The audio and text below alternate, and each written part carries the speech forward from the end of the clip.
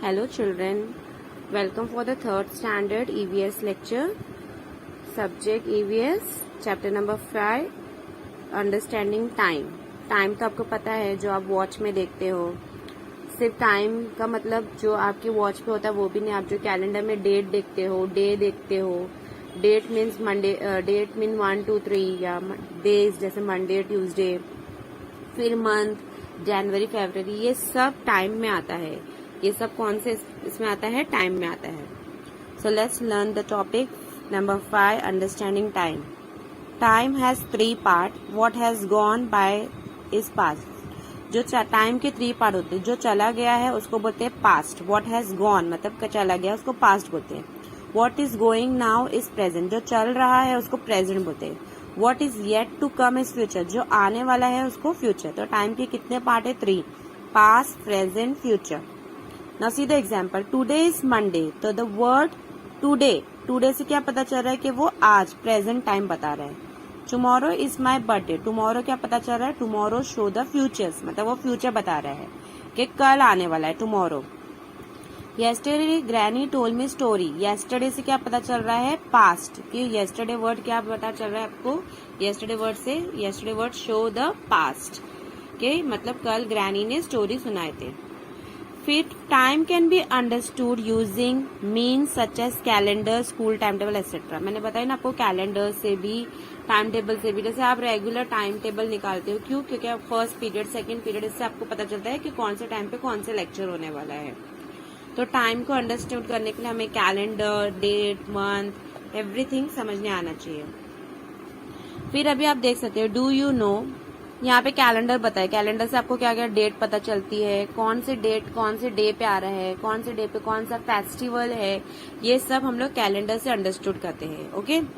Then we have statue, coins and shards of pottery.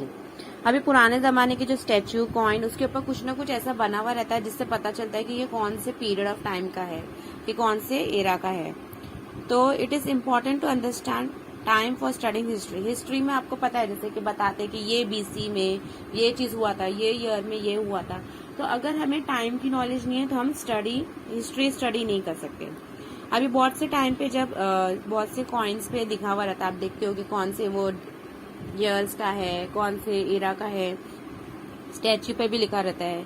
और बहुत से टाइम पे जब हम लोग डिगिंग ग्राउंड करते हैं, मतलब जब जमीन को खोदते हैं, तो बहुत सारी ऐसी चीजें निकलती पुराने जमाने की जिसको एक्सकवेशन बोलते हैं. तो एक्सकवेशन में ऐसी चीजें निकलती है जिससे पता चलता है कि हाँ ये कौन से पीरियड ऑफ टाइम की है. तो यानी हिस्ट्री को इम्पोर्टेंट पढ़ने के लिए हमें टाइम की नॉलेज होना चाहिए. Now see here, today newspaper become too old tomorrow. आज जो न्यूज़पेपर आया है वो कल क्या हो जाएगा? ओल्ड हो जाएगा. लेकिन न्यूज़पेपर हम लोग क्यों यूज करते हैं? अब जैसे सपोज कल कुछ हुआ था, जैसे सपोज कल एक एक्सीडेंट हुआ था, तो वो हमने रीड किए, उसकी डेट पे हमको पता चल गई कि कल कौन सा डेट था. समझो 22 सितंबर को ये हुआ. लेकिन अगर हम वो चीज भूल जाते तो हम वापस से वो न्यूज़पेपर निकाल सकते हैं और देख सकते हैं कि कौन से दिन कौन सा इंसिडेंट हुआ था. तो ये न्यूज़पेपर का यूज है. Okay. Now see the next page. How do we measure time? To understand time, we divide into second, minutes, hour, day, night. सबसे छोटा होता है सेकंड, 1 सेकंड, 2 सेकंड. फिर उसके बाद होता है मिनट्स. 60 सेकंड से 1 मिनट बनता है. फिर 60 मिनट्स का 1 आवर बनता है. और 24 आवर्स का 1 डे बनता है. Day and night. 12 आवर्स का डे होता है, 12 आवर्स की नाइट होती है. फिर फोर्टनाइट, फिर मंथ, फिर ईयर, ऐसे ऐसे मतलब बढ़ता है. सबसे छोटा सेकंड होता है, फिर मिनट, फिर डे आता है, फिर नाइट आता है, फिर मंथ आता है, और बहुत सारे 12 मंथ मिला के एक 1 ईयर बनता है. In this way time can be measure. Water clock and calendar are instrument for measuring times. अभी हम लोग तो कैलेंडर देखते हैं या वॉच देखते हैं, लेकिन पुराने जमाने में आप देख सकते हो ये आवर ग्लास होता था, वाटर क्लॉक होता था, जिससे टाइम्स का हम लोग को जजमेंट मिलता था. Okay. In the 14th century the hour glass came into use in Europe. ये आवर ग्लास दिख रहा है आपको, ये कौन सी सेंचुरी में आया था? 14th century में. और कहाँ पे यूज होता था? ये यूरोप में. It connected of to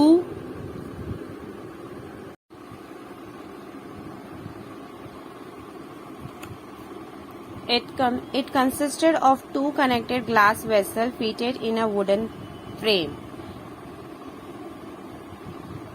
Dry fine sand was poured into one of the vessels. The connecting hole between the vessel allowed sand to pass in the top vessel to fall in the lower vessel. The hourglass was constructed in such a way that it took 1 hour for all the sand to fall from one vessel into other. The clock was turned over as soon as all the sand had fallen into the lower vessel. This is how the period of 1 hour was measured. This clock was used in India too. सबसे पहला जो ये are glass है जो वो Europe में start हुआ था. कैसा था, उसके ना 2 वेसल रहते थे, एक ऊपर एक नीचे, और ये वुडन फ्रेम में कनेक्टेड था. तो एक में पूरा सैंड भरा हुआ रहता था और उसको ऊपर के हिस्से में सैंड भरते थे और उसको स्टार्ट कर देते थे. तो वो पूरे सैंड को ऊपर के वेसल से नीचे के वेसल में जाने के लिए पूरा 1 आवर लगता था. 1 आवर मीन्स पूरा 1 घंटा. जैसे ऊपर का सैंड पूरा नीचे के वेसल में खाली हो जाता था, इसका मतलब है कि 1 आवर कंप्लीट हो गया. इस तरीके से उन लोग 1 आवर को मेजर करते थे. समझ में आया. और जैसे वो नीचे फिल हो जाएगा पूरा ऊपर का खाली होके, तो फिर उसको वापस से टर्न कर देते थे. तो ये यूरोप में स्टार्ट हुआ था, उसके बाद हम लोग इंडिया में भी यूज करने लगे. अब ये एक एक्टिविटी है कि यहाँ पे स्टिक द पिक्चर के प्रेजेंट पिक्चर स्टिक करो, फ्यूचर का स्टिक करो. तो फ्यूचर का पिक्चर तो इमेजिनरी रहेगा, is an activity. Okay, so I hope you have understood this chapter. This chapter was very small. In this chapter we have learned how to measure the time. Times को किस तरीके से divide किया गया है. Time को major करने का तरीका होता है second, minutes, hour, day, night, month. So time is measure in month, year.